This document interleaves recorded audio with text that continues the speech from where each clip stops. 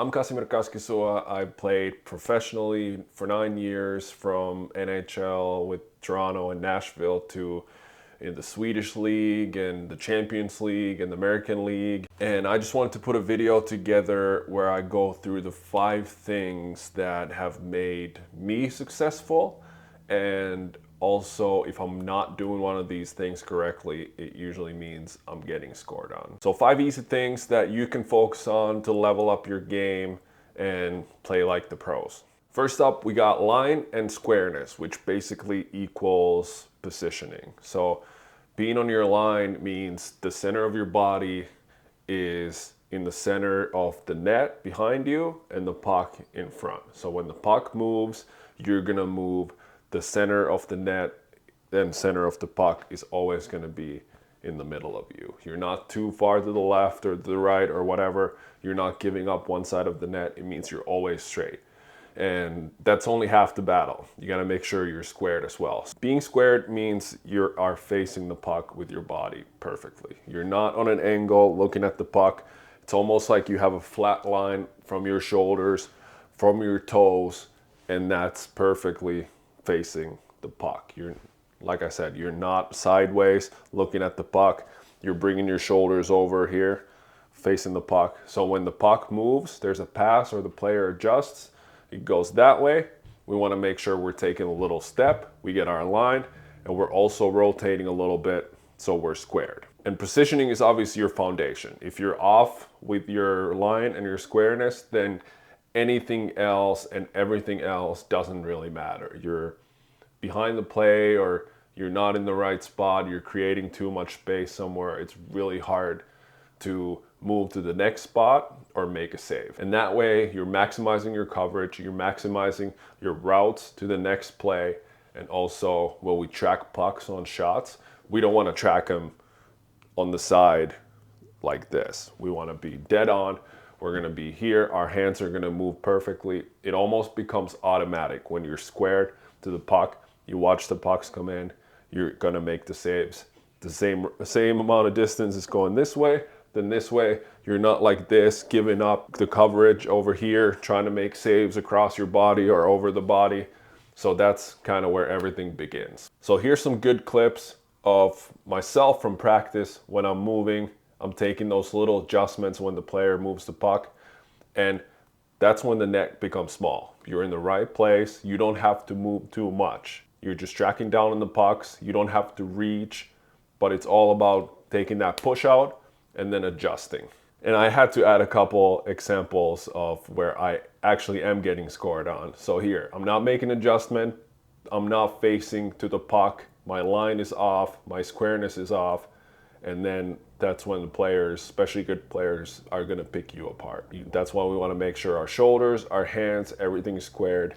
You're not giving up coverage. Especially with good shooters and high-level players, the margins are so small that we want to make sure we're dialing down on our line and our squareness to maximize coverage. Number 2 is smart depth. This all comes from your reads. So it's basically the same thing of how you pick your depth from your reads and what's going on out on the ice. For me, smart depth is when do I read that it's time for me to go out. It's not about when it's time to stay deep. So I rather always stay deep, keep the play in front of me. If the rush is coming down, there's usually a couple other options coming down. If it's middle or out, we don't have to be outside of the blue when the puck's crossing the blue line. If they shoot from the blue line 100 times, you're going to make 100 saves, even if you're standing on the goal line. So that's not a threat. We want to make sure we're a little deeper, everything's in front of us. They usually make a pass, and then from there, it's such a short movement to get your line and your squareness. Other than being far outside of the crease, they make a pass, and then you have to come all the way across, and then you're scrambling, you're behind the play. And that's when game feels really fast, like you're one step behind. So this is a good way to make the game really simple. And one thing about reads too is when the puck moves, you always want to make sure you're scanning. You're going back to the post, you take a look up where the options are. Same thing when the play is coming down from the boards. You need to know where the other players are. You can't just be tunnel vision on one player. You can't be out out of the crease, just one player, and then they make a pass like, oh yeah, I forgot about these guys over here. Connor Hellebuck does this really well. Players are entering the zone. He's deep. He's like mid-crease. He's waiting for a shot. If they shoot from there, he's mid-crease. He's going to make a save, easy save. And if they make a pass, all he's doing is taking a little shuffle. And right away, bang, he's in the right place, ready for the next move. So smart depth, reads, it's all about making the game easy for yourself. Being one step ahead. You don't want to play catch up. That's when all the other parts of your game are going to break down. So some of these clips, if there is another option, I'm staying a little bit deeper just so I can, in good control, get from A to B, get to my spots in control, ready to make a save. And this is personal for you. If you're a good skater, maybe you can be a little bit more out on the initial player.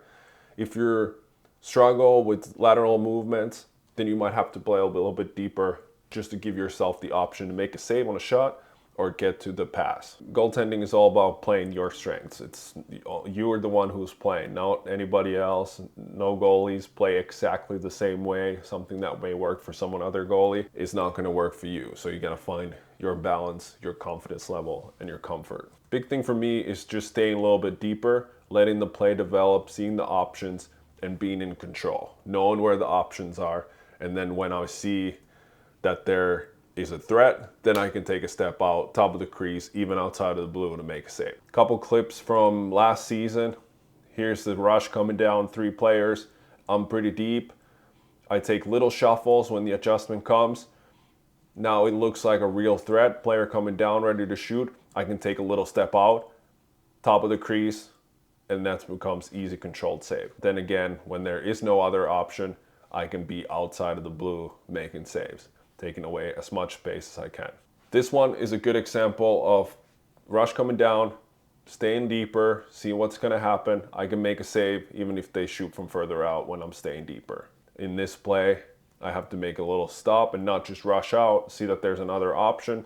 And with a good read, staying a little bit deeper, I'm able to use my lateral movement and make a big save. Here's a clip from preseason when DeSmith was way too far out of his crease with a player not even showing a shot and a backdoor option coming down. They make a pass, the puck's on his backhand, he's not going to shoot from that position. DeSmith is still way outside of the crease, and then it's way too far for him to recover back to the net to make a save. And here, like I said, Hellebuck, he does a great job, 2-on-1, he's mid-crease, but even if the first player shoots, he can still make a save from back there. If he becomes more of an option, he can take a little step out. Now they make an early pass. He takes a step out, nice in control, sees the shot coming, taking away space, making a big save in overtime. All right, next we got box control. And I hope I can explain this the right way. But it's the angle of the puck to the corners of the net. So it basically means that with our depth and our positioning, we can take more of the net away and the potential route of the puck to the net. Here I made a visual of 3 different depths. First is always mid-crease, dropping down, showing my reach. Then I'm toes, top of the crease, and then I come out heels on top of the crease, so slightly outside. And here you can see pretty well of what the puck may see, where the openings are, and how much more of the net I'm able to take out the further out I go. So usually at the start of the season or in the off season, I like to do this video and kind of see, okay, if the puck's here, where do I need to be? And in the first round, the puck is top of the circles, and on the second round, we're gonna go through, it's on the dot and between the hash mark. But this will really get me thinking that, okay, hey, maybe when the puck's in the slot and I'm top of the crease, maybe I do have to take an extra step to maximize my coverage. So you can see, especially when I'm further out and the puck's closer now on the dots, I don't have to reach all the way up. I'm just have my hands out in front, I'm leaning out with my shoulders, and I'm taking away all that space the puck to go to the net to.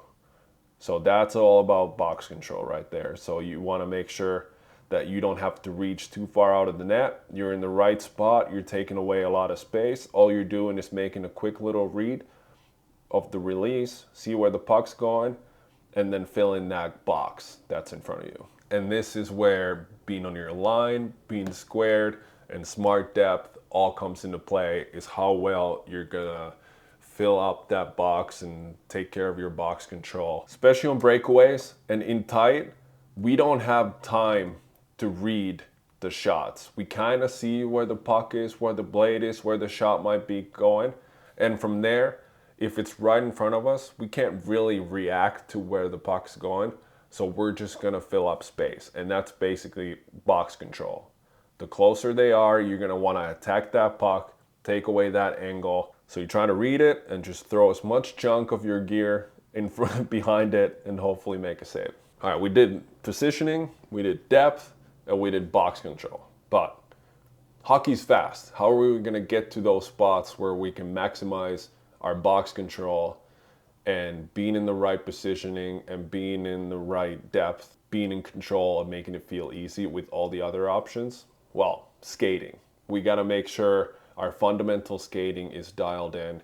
We can get from A to B fast, in control, and that's gonna allow us to get to our perfect spots, making saves look easy, being in control of the game. NHL practices, the goalies and the goalie coaches always go through a simple skating drills to start practice. So I added here a simple warm-up skating routine, crease movements that you can do before skates, or if you have extra time on the ice. The best goalies make it look so effortless, skating around the crease, getting to your spots, and being in control. So imagine a puck gets passed a couple times and your skating is not fully there, and then you get to your spots, you're always a little bit behind, you're not that fast, you have a bad stop, and then changing directions again.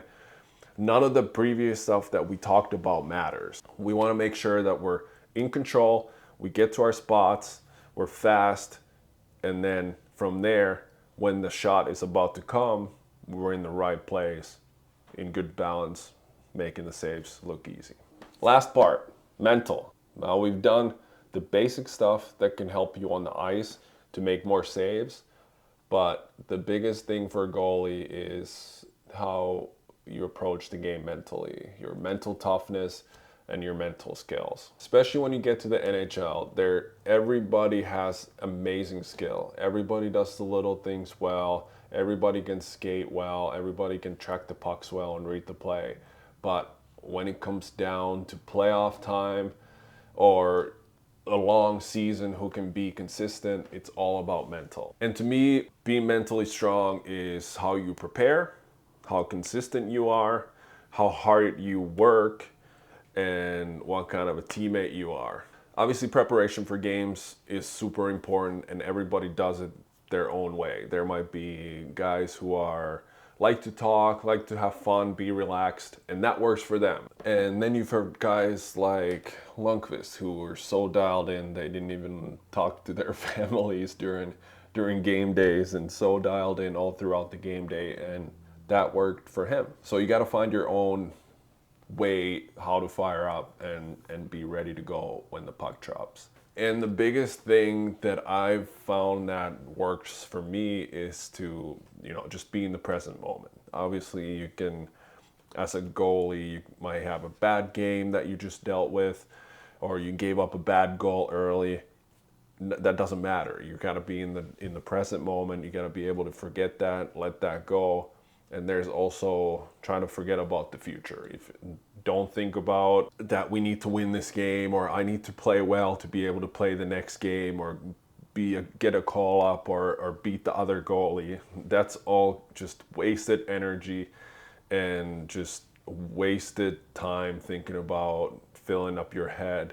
And the best thing for you to be is at the present moment. So a couple tricks of how to do that is obviously adding some meditation to your daily routines, focusing on your breath on the ice. That's something that I do that helps me kind of forget about all the noise and then kind of bring your focus to yourself and where you're at that moment. I think it was Jake Ottinger who said that, be where your feet are.